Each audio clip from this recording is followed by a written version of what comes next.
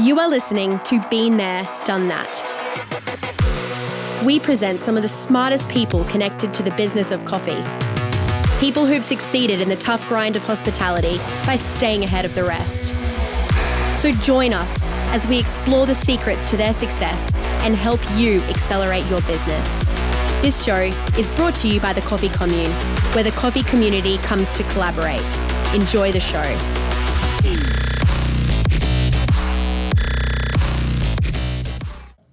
Hi there, Phil DeBella here, and we're on another episode of Been There and Done That, when we go and talk to amazing people, experts in their field that have exactly done that. They've been there, they've done that, and we get to share their wisdom with you, our listeners, to make sure that we're helping you accelerate your potential.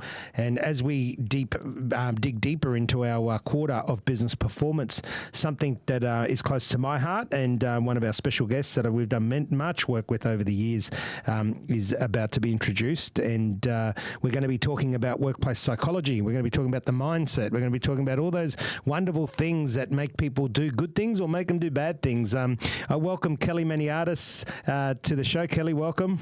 Thank you. It's always a pleasure. It's always a pleasure to have you. We've done plenty of stuff together over the years, and you've obviously coached our teams at DeBella Coffee. You're doing the same thing with the Coffee Commune. You're a member of the Coffee Commune, and you've been on the show before because of your experience in organisational psychology. So welcome back. What I do want to talk to you today about, but is obviously times have changed. If you think about, we probably did this 12 months ago, and if you just look back at 12 months to now, things have changed again. And I call it the engine room, which is our brains. It should be evolving every day and learning something new. Unfortunately, not everyone does that. But what I want to talk about today is the importance of workplace psychology and what we can do to get better performance out of not just ourselves, but out of the people within our organisations. Are you up for it? Yes. I'm always up for it. Well, good. Well, it's your area of expertise. So if you're not up for it, we're in trouble, right? And listeners don't want to sit here and listen to me all day either. But okay, so if I said to you first, when you hear the words workplace psychology, what does it mean to you as an expert? So workplace psychology means to me understanding how to get the best out of people in a work setting. Of course, psychology is broader than that. It is life and work, and they do interplay. But workplace psychology is the business of understanding how to get the best out of people, but backed by science, backed by evidence, backed by data. So we're not just guessing. We're not sort of figuring out as we go. This is actually advice or guidance that's saying this is how people perform at their best. Yeah, and I like that, because we all have that expectation of having people perform at their best. Listeners that have bought cafes, or listeners that are thinking of buying cafes, or people that have got teams in general. We always say that we want the best people in our organisations, but are we equipped? Do we have the skills to do that? And that's obviously what you specialise in, and one of the reasons why we're recording this podcast on Been There, Done That. Because one thing that really resonates, and I'll set the scene with this, is that most cafe owners are buying a cafe because they might be a good barista, a good chef, or they come from another industry that have done well and they think they want to switch industries and own a business. But that doesn't mean that that's going to make you a good boss. That doesn't mean that you're going to know how to lead people. It doesn't mean that you're automatically going to get the best out of your people, and especially in the hospitality industry, where leading people has changed so much. So today we want to extrapolate a little bit about what has changed, and obviously using my experience and being at the cold front, but then using your experience and expertise on some strategies and suggestions and making people aware of how they can get better out of their teams. So I'll start with this, Kelly, and it's one thing that I've been talking of late is, let's get out of this word. We manage things, but we lead people.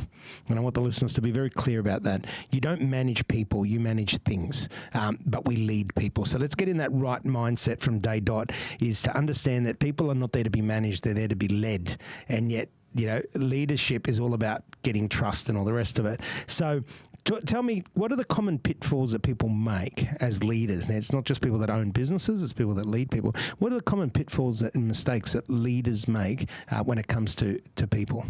You've hit the nail on the head when we look at leaders who are making the mistake that they're focusing too much on managing the task, managing the process, the system, the policy, not necessarily understanding that the humanity behind how to lead people. So the number one mistake I find is that leaders are so concentrated on wanting to get an outcome out of an individual without realising what are the levers, how do humans like to rise up and deliver really good work for you and for your customers. There are some absolute fundamental human things, I guess, that we do that make people want to perform for you, make people want to engage with you, make people want to go up and beyond for that customer service experience. And what we see is, let's say in the cafe owner situation, if a leader wants to manage it by task, what they will do is put a company policy on how to get the best out of another customer. Or they'll rely on processes and systems or even technology like a POS system to drive sales without realising that when you're leading people, it's about the conversations that you're having. How do I get the best out of you to get a transaction, if that makes sense? Yeah. It's really one of the fundamental mistakes that I see in leadership is that they rely too much on the policy and the process and not actually understanding how to engage people to get the right results. And of course, you need your policies, you need your process and technology. Kelly also has a family business with her husband, so she's got a very, very big, lot of experience in hospitality, having seen her parents own businesses and growing up in that. Just so the listeners understand, it's not just a psychology expertise and obviously qualification and profession, but you've been around hospitality all your life, and you actually own a business, and you own a business with your husband. So Kelly's talking from experience. So you have to have policies, you have to have processes. There is technology, and they are important. But the most important person, correct me if I'm wrong, what you're saying, is the person. Yeah. So we normally put the policy, the process, or the system in, but we don't then train the person or engage with the person. We don't. What people are doing is they want to lead through the process.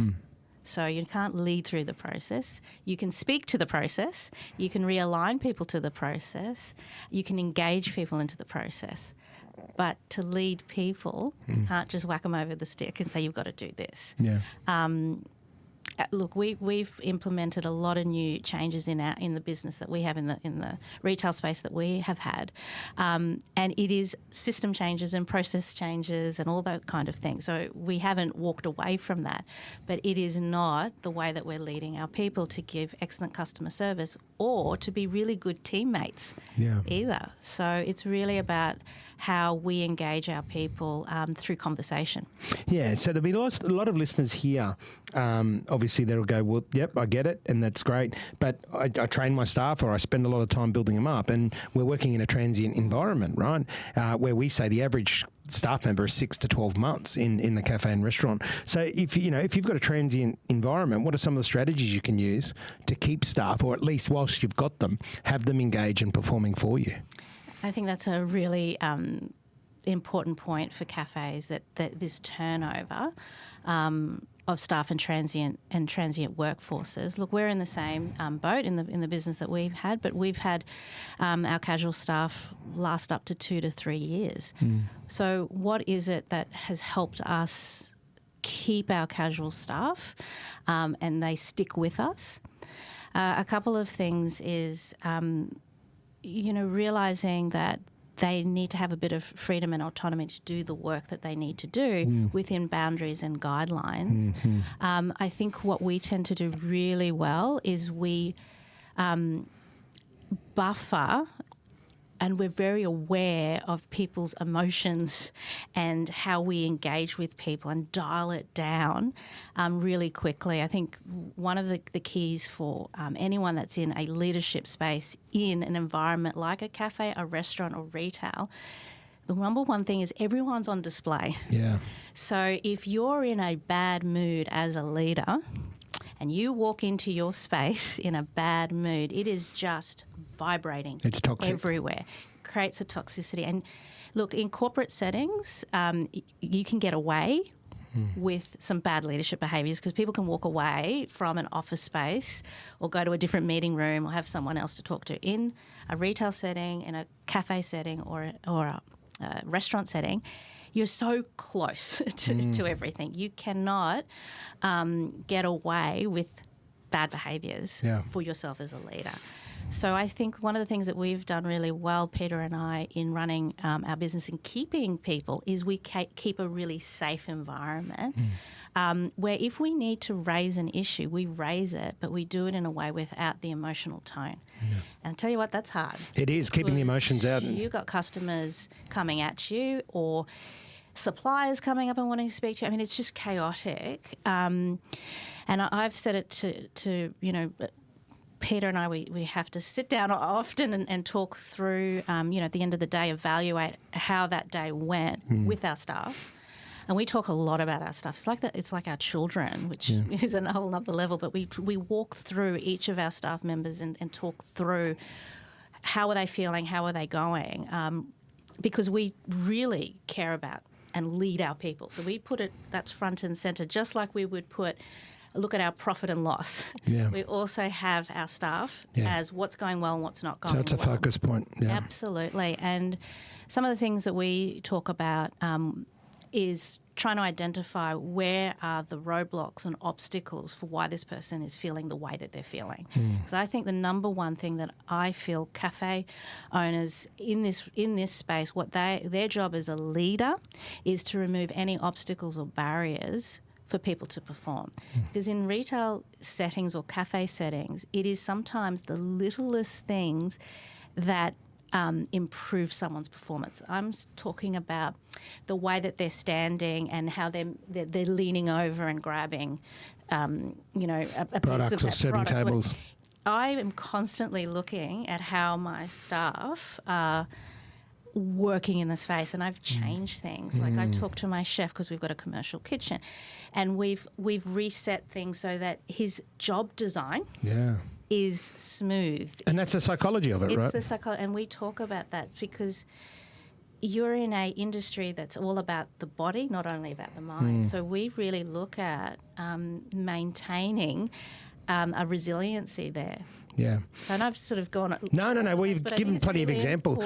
Yeah, so the key takeaways for me is make people a key strategy, not just your P&L and all the rest of it, right? It's ongoing, it's daily, assessing your people and your business, making sure that you're working to the benefit of their benefit, because if they're comfortable, if they're resilient, and if they're focused and they're psychologically safe, then they're going to perform better, because understanding that what you're looking for is you want your team members to emotionally engage. That's what I take out of all that in summary. And then they give to their customers. Correct, which in then turn affects your P&L, either profitably or not, depending on what you're doing. And let me tell you, for the listeners out there who haven't heard Kelly Maniatis before, Kelly's not just an expert in organisational psychology, obviously comes from hospitality background as well, but she's worked with organisations like Audi, which are really mastering in on their people and how many movements. She's done stuff with Brisbane Airport Corporation. She's worked with many groups, small and very, very big, across the country. She's worked in both corporate, private ownership, public sector, and in small business. So for the listeners out there, Kelly Maniatis is an expert. Her company's name is Left Field Services, Left Field Co. That's it. Obviously, all those details will be on the summary of the podcast. You can see that and get in contact with Kelly directly. But great point to add there. Her areas of expertise do not come from a textbook that was written 30 years ago, which is what we don't do here at Been There, Done That. We bring to you people like yourself with loads of wisdom. Okay, so we've got the front and center of people. We've got people as a strategy. And what I mean people as a strategy is we care about our people. I always say that my people are more important than my customers. Just like the bait is more important than the fish you want to catch. Without bait, you don't catch fish. Without good people, you don't get good customers. We've done all that. And the people listening say, yeah, but why should I do all this when they're only going to stay 6 months? Absolutely. And I think it's Tom O'Toole from Beechworth Bakery. O'Toole is the surname, but I remember his answer, and I'll segue with that. His answer was, "But what about if I don't do it and they stay? What about if I don't coach my people and they stay and they don't look after my customers?" Your take, Kelly? Why should we be doing no matter how long they stay? Absolutely, because you're in the practice of leadership. So, look, there's a multitude of reasons why people come and go, and what you're trying to nail down is making sure that there is nothing left on the table that's about you. If that makes sense. So, people, leave. you can't control people. Yeah. But what you need to be evaluating, regardless of how, people come and go, is that you're still practicing leadership, and that when the new person comes on, you've already know the skills. You induct them really well. You engage them in the culture. You do all those things. You hire well. So you're practicing leadership. That never goes away. The person might go, but you still need people. Yes. So you need to be constantly asking, is that a regrettable loss? Have they left on terms that I could have controlled? Then fix it. If there are things that you can't control, well, that's life. I can't. I wish I could have a magic wand and give it to you to keep people to stay. People go on their free will. What's really exciting is if people go and they come back. Yeah. So we've had one staff member went and has come back. He's been with us for now 6 years. First stint, 18 months, went and came back. Stayed another 5. And he's still with us. So... Because I think the grass is greener. But he needed to go. Yeah. He needed to experience something different. And look, cafe owners, you're going to have a certain percentage of generation. So let them have the experience and they're going to come back. I think you've got to be really aware that it's just leadership practice. I get it, though. Like, I've lost people and it frustrates me because I think, oh, my God, I've got to go through this again. I've got to go through the recruitment. But when I'm thinking like that, I'm thinking like I'm managing things. Yeah. I'm not thinking like I'm leading people. Yeah, and you've got to get back to that leading of people and learn from it. So, making sure, the only thing I'd add to that, Kelly, is that obviously with my background, strategy, branding, marketing, is that if you do get everything right and you do learn from them and the key question there is what you said, are they leaving because of me or are they leaving because of them? And if they're leaving because of them, then that person's going to go away and talk highly about you. Absolutely. And everybody is your brand ambassador. And that's what I say. If we're doing things to the best of our ability and get it as right as we can, whether they stay 6 months or 6 years, they leave for whatever reason, it's a positive experience. They're going to go out there and tell people about, what's happened. We had a similar scenario. My first ever employee that worked for me at DeBella Coffee, I caught up with him a few years ago and he said, boss, I had to leave to experience something different, but what I didn't know is that my first job would be my best job. And now he owns his own business, and we're so proud of him, right? But he made that comment, and I mean, that to me is a classic example of sums up of everything that you just said. Don't change your processes and systems because people leave you within 6 months. Change them because you need to if you're the problem. Absolutely. Because we've got to understand. Now, you brought up a beautiful, beautiful word that everyone loves is the next generation. So we're operating in the world of millennials. Let's explore the millennials a little bit more. So most people in our industry, not just cafes, restaurant, but the hospitality in general, are employing millennials, right, and Gen X. What's your tip around dealing with millennials and Gen X? Because they are different, and I don't mean different in a bad way. It's just different. It's different times, different resources. My kids have different resources to what I had. I've got different resources to what my parents had. That's life. So, just quantifying that, that's not a bad thing. So let's not whinge about it. Let's understand it. With your experience, let me and the listeners understand more about dealing with millennials and Gen X. Yeah, the next generation. Yeah, well, Gen Y, I think it is, because I'm a Gen X. Yep. And I think we're also talking Gen Zs. Yep. My children, I think, are Generation Alpha. Yeah. So, yes, why they're generational differences? Because they grew up differently. So if you think about in the last 10 years or 15 years, how are these children how they're growing up and how they're entering into the workplace economically, they probably live with their parents. They've got air conditioning, they've got brand new cars, they've got multiple TVs. There's no, it's a pretty good life that we live, and we're also living in the Australian context, so there's some cultural differences there too. So what I've found that's been successful is engaging with people to help solve the problem. I feel like once you've open up and talk to your people and say, look, we've got a problem, we want more profitability or we want more customers in the door. I have found that the next I'm going to give a positive to it. The next generation are more assertive, more want to contribute. They want to collaborate. They want to feel like they're making a difference. They don't want to be told. Yeah, that's one thing. They don't particularly like authority. So let's explore what's the positive of that. That means that they want to solve problems with you. So one of the things that we've done, at the shop is say, look, we've got these particular areas that we want to improve or increase. What do you think? Yeah. And giving them some ownership and some autonomy and some empowerment. Also, people need variety more these days. So, we're in the fruit shop game, not to be putting down on people, but the old style fruiterer, they're very comfortable waking up at 2 o'clock in the morning, going to the markets, setting up the shop, and just, I don't know, like from 2 till 6 o'clock at night, like just that routinized kind of working. We can't find those people. Yeah. It is not in our shop. But you don't need to anymore either. No one wants to go to a fruit shop at 5 a.m. anymore. Yeah. But that's, the shift in our casual and permanent makeup is because, the excuse could be we can't find anyone. Well, actually, the people that are there are different. So they want variety. They want challenge and autonomy. They want to feel like they're adding value. So we do simple things like even with rostering, handing over some of the rostering. Yeah. These are the times we need. You fill out the rosters, you guys work it out. And then you figure it out.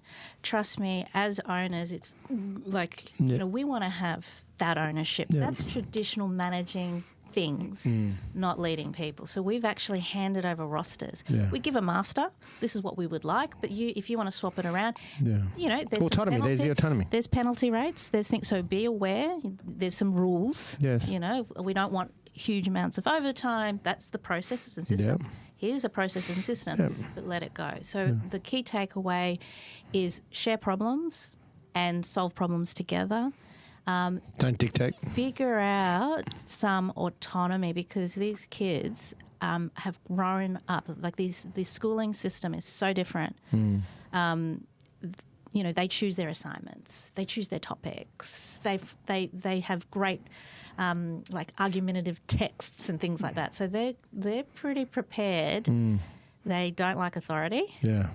No, you raised some good points, and that's something, a lot of the business owners are a lot older and need to understand that it has changed. I mean, and times changed. Like you use the fruit shop analogy in cafes. Cafes used to open at 6 a.m. and would close at night time, whereas cafes now open at 6 and probably close at 12 or 2 or at 3. There's not many cafes that'll stay open past 3 o'clock because you used to go to a cafe for your breakfast, cafe for your lunch, and in the night time they turn into more of a bistro. That's all change, and that change is good. Yeah. Change changes. Change becomes a problem when people's mindset and psychological habits or processes and strategies don't change with the times.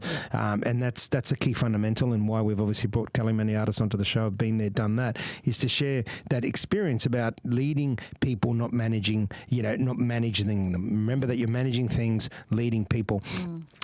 Tell me, repetitive workplace, and you did a lot of this work with Audi, I remember, in our industry, and you made the comment before that with your staff at the Superior Fruit, you guys change a lot of their habits around, you change their jobs because it is repetitive. So some tips and tricks, let's explore the mindset of that from a psychological point of view, the importance of making sure that, so like even baristas, that the barista's not 6 hours behind a machine, the wait staff's not 6 hours washing dishes or taking food out.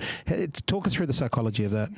So that background, it came really early in my career where I did a lot of work in what's called human factors psychology. So what that's saying is, what are the factors that contribute to someone doing their work? They're not machines. So, we talk about, if you look at workers' comp and things like that,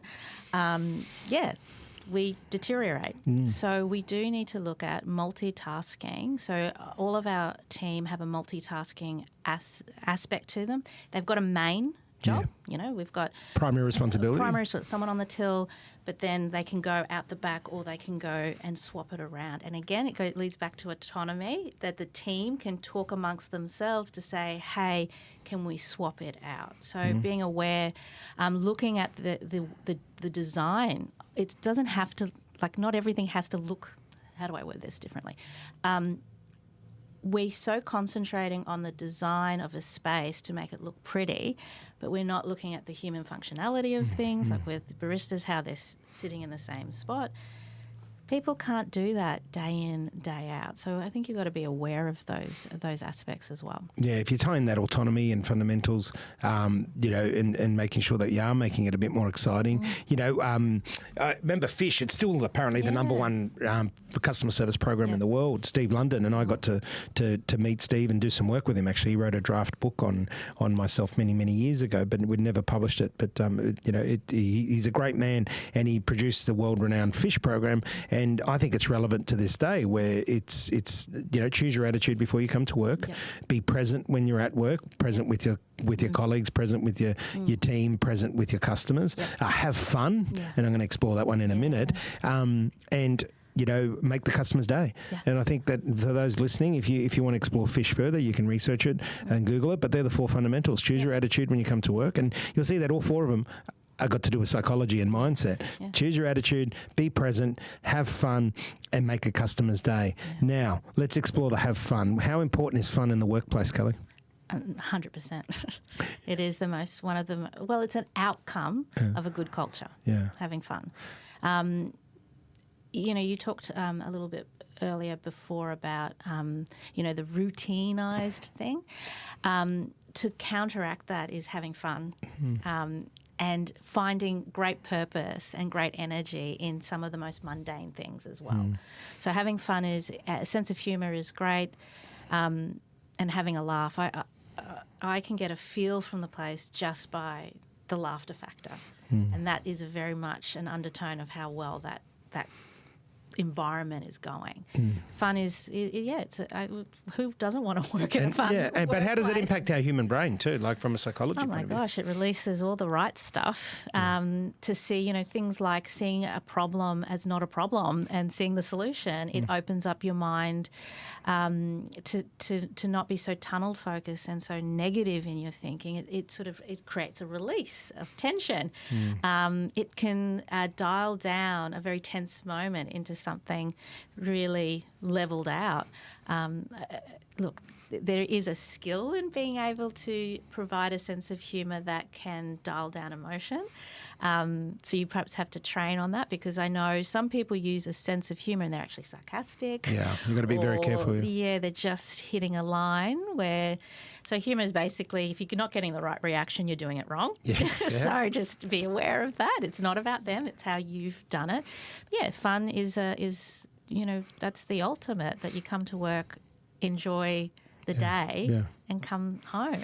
And it's been proven, right, that staff stay longer when they find a fun environment. And it's still safe to say that people don't leave jobs, they leave managers. Yeah. So for those listening, that you're leading people, it doesn't matter if you're leading one or leading thousands, you've got to create that safe space. You've got to create the vision for people. You've got to ask more questions. You've got to involve them in the process.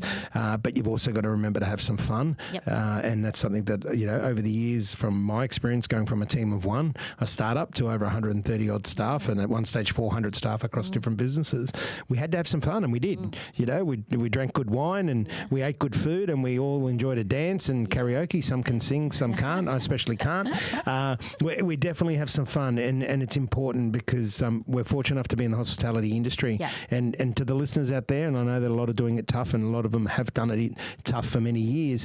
We've just got to still remember to keep that open mind, the growth mindset, the open mind, and have some fun, and don't miss an opportunity to have some fun, because it is important part of the business. Kelly, what sort of tools and templates have you found that are useful out there for the listeners that can tap into, or some of the resources that you really admire in this space? Yeah. Well, I actually wanted to give some tips, actually. Go for it. For me, right at the beginning, you said, what's workplace psychology? If I look at workplace for a moment, it changes for me depending on who I'm advising. Yep. So the workplace is different in this environment, in cafe, retail or restaurants, than the corporate environment. So I want to give you a couple of tips that are designed for this environment. Because I mentioned before, you're leading on display, which means you can't necessarily book in a meeting and say, let's have a one-on-one conversation, because you don't know how the day is going to turn out. So you cannot plan.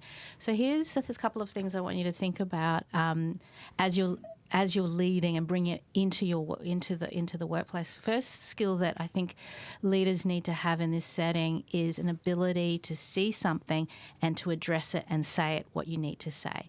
So if you see something good, praise it. If you see something that's not right, raise it. Don't wait until it gets too much. And raise it as positive as you can. Absolutely. If you see something that's not right, then teach it or train it or guide it. You know, you have to be masters of addressing things pretty quickly, daily, and not let it sit, because you don't have the opportunity to address it again.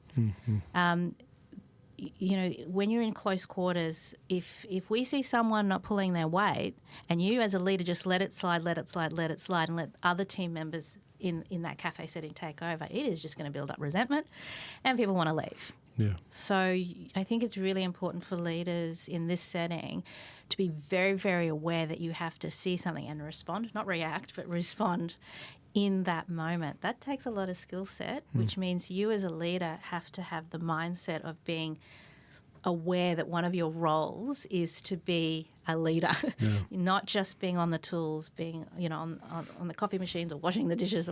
You need to be quite aware of what's going on with your team, and if something needs to be addressed, you've got to raise it quickly.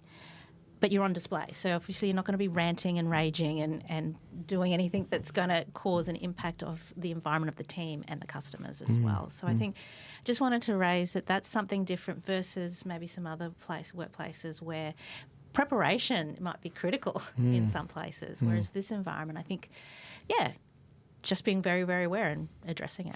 Yeah, and obviously another one is the importance of hiring people, you know, hire slow and fire quick, right? Yeah, and I don't mean that in a derogatory term, but people hire too quick because they sort of get desperate. I actually prefer to, you know, my hiring strategy always is hire when you don't need somebody.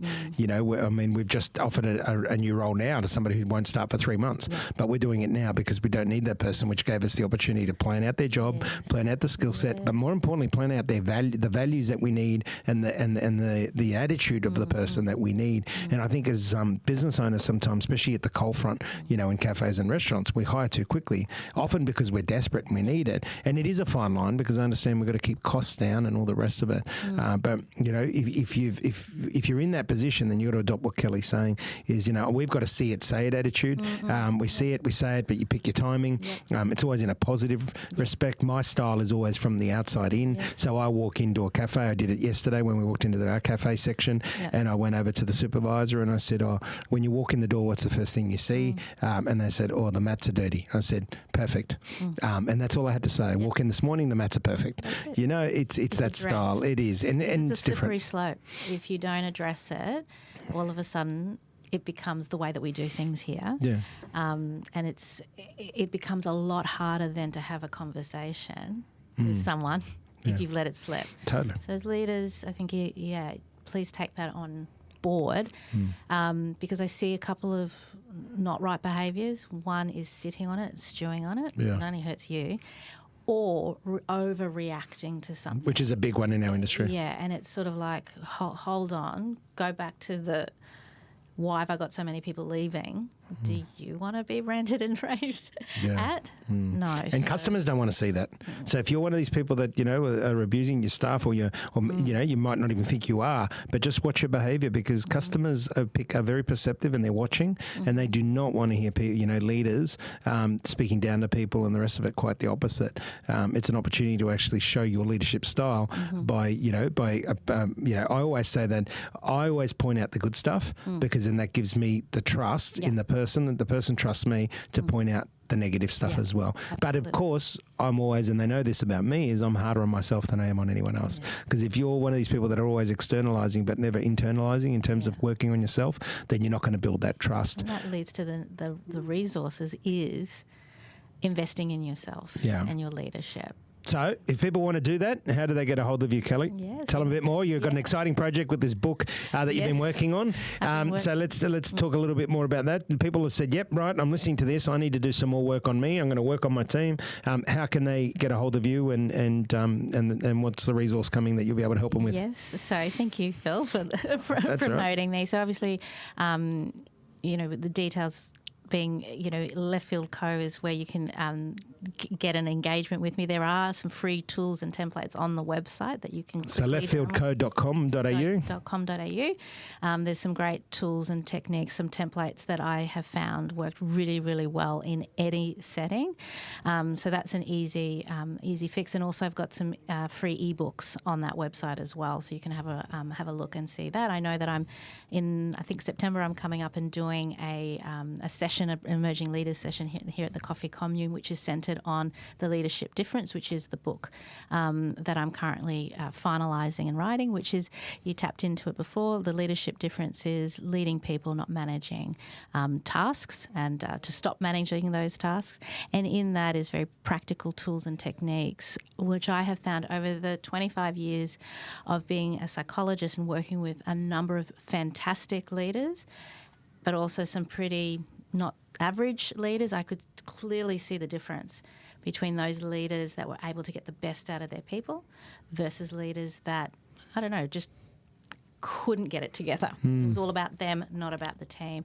And so I started to analyse, looking at all those case studies, what are the key differences, and that's what the book explores. Yeah, it's fantastic. And as I said, we've worked with you closely over the years, and especially when we went through big growth at DeBella, there's a time that I needed that resource around me. Yeah. So listeners, remember that some people, sometimes we say, oh, we don't have time, or I'm too busy. Well, that's the time you actually need to be doing the work, because that's when we find ourselves at most stressed, or our mind's playing dirty games on us and pulling us in one direction when we should be going the other. Yeah. So it's always about having good people around you. It's one thing that we believe in at the Coffee Commune, is to surround yourself with a good community. And that's obviously half of what the business stands for. The other half is a facility. The other half is a community. And, with Been There, Done That, we get to bring great people on board like Kelly Maniatis from Left Field Co. and talk about all things that help you accelerate your potential. So if you've been listening to this and enjoying it, please jump onto her website, leftfieldco.com.au. We will have it in the summary section of this. There are some templates and ebooks there for free that Kelly has put up there to help people. I know that she's driven by helping people be the best versions of themselves. She's coming up in one of our Emerging Leaders breakfasts, so stay tuned for that. And her book should be releasing later this year as well, The Leadership Difference. So Kelly, thank you for sharing your wisdom and your time. Thank you. I've always enjoyed having conversation chats with you. Now, I'm going to leave you on this. You're going to leave us on this. Okay. And tell us two things that are positive that make a great leader in all your years of experience. The two things that, three, it's up to you, that stand out, that we can leave these listeners with going, oh, hang on a minute. It could be a bit of a self-assessment tool. It could be a bit of a benchmarking. What are 2-3 things that really stand out, and, keywords or values that stand out that really separate the pack when it talk about great leadership versus very ordinary leadership? First thing that jumps into mind when I think of really great leaders is authenticity and that service to lead, actually getting that, like actually understanding that their job is to lead, and doing it with such authenticity and care. So there's a care factor. But on the other side of it, I see great leaders have clarity, confidence, and a direction too. It's not all just soft. So that's what I explore in The Leadership Difference, is the art of doing two things: being supportive and caring, and directive and clear. Yeah. And actually not doing one or the other, but both in tandem in an authentic way. You've summarised it beautifully. Listeners, some great key takeaways, especially there right at the end. Have a think about that, explore further, and remember that it's always about tomorrow being better than today. We never stop working on ourselves. The environment around us never stops. People's needs change, their values change, their wants change. And if you want to be a great leader, we need to be current. Kelly, thank you once again. Until next time, you've been listening to Phil DeBella and Kelly Maniatis. This has been There and Done That, where we've explored the importance of workplace psychology. Until next time, be the best you can be.